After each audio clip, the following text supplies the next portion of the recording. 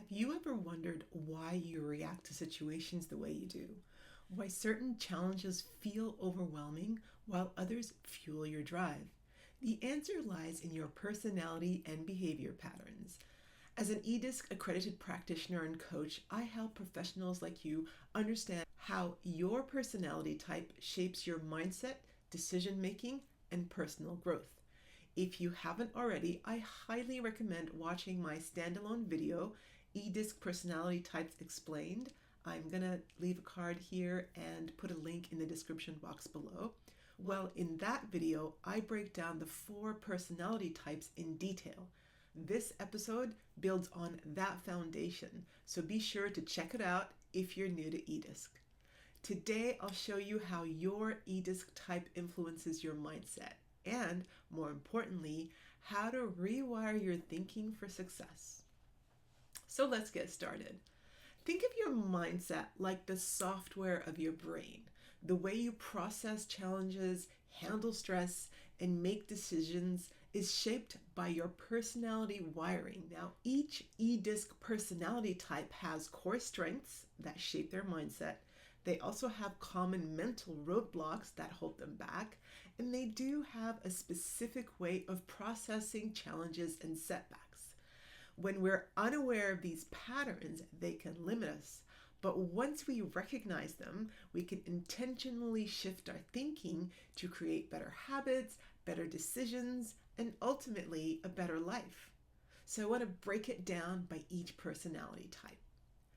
You've got your D style. That stands for dominance. This style of personality is the driver.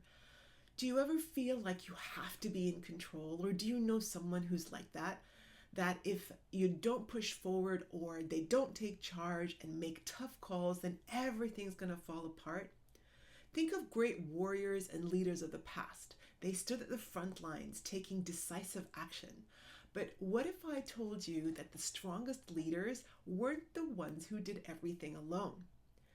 One such leader was King Arthur from Western literature. He was renowned not just for his strength in battle, but for his wisdom in leadership. Imagine Camelot at the height of its power.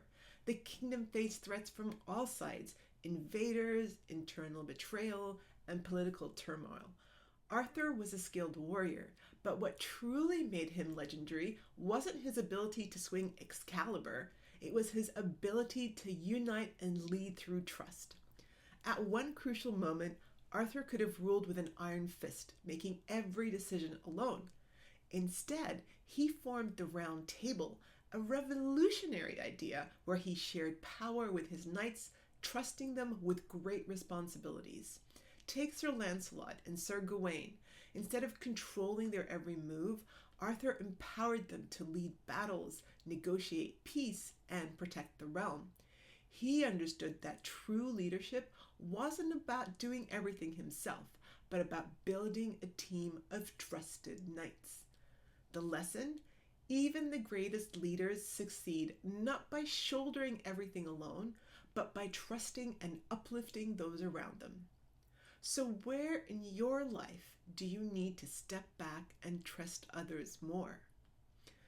So the mindset of a D-style personality type is that they're confident, they're decisive, they're goal-driven, they move fast and make things happen. But what's their greatest fear? Their greatest fear is losing control. They believe that if they don't handle things themselves, it doesn't get done right. I want to share with you an example to take it even further.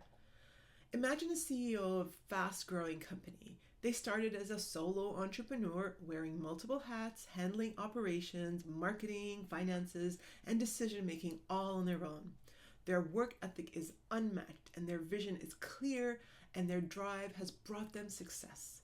But as the company grows, so do the responsibilities.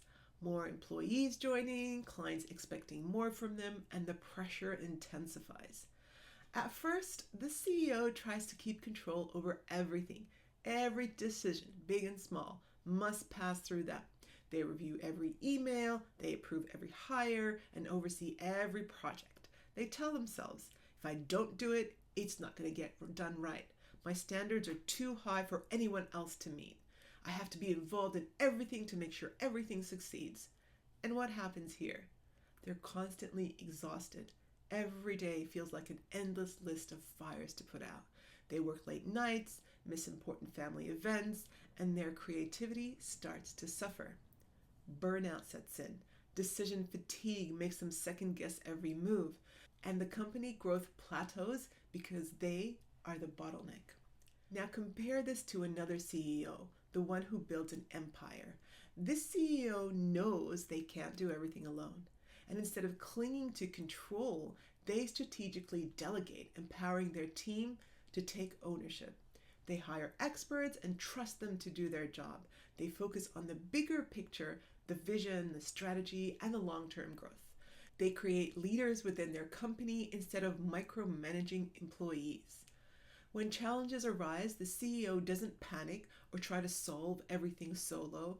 Instead, they turn to their leadership team and say, well, here's the issue. What do you think? By trusting their team and stepping back from the day-to-day minutiae, they free themselves up to think, innovate, and make high-level decisions. Instead of running a stressful job, they are building a lasting legacy. Look at Steve Jobs at Apple. He was a visionary, but he didn't design every product alone. He surrounded himself with brilliant minds like Johnny Ive and Tim Cook, trusting them to execute his vision. And the result? Apple became a global empire. So what's the lesson here? For D-style energies, or if you recognize this in yourself, if you're stuck in the I have to do it all mindset, you're not leading, you're just surviving. True leadership is about letting go, trusting others, and focusing on the bigger vision. If this sounds like you, I would like to ask you a question. Which area of your life do you need to let go of control in? Because strength is knowing when to step back so you can move forward. That wraps up our deep dive into the mindset of the D-style personality. If you're a high D, remember that while taking control and pushing forward is your strength, true leadership comes from knowing when to step back and trust others. But what if you're someone who thrives on energy, excitement, and connection? That's where the I-style personality comes in.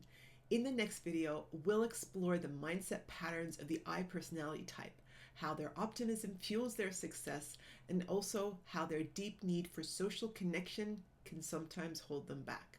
So stay tuned, hit that subscribe button, and I'll see you in my next video.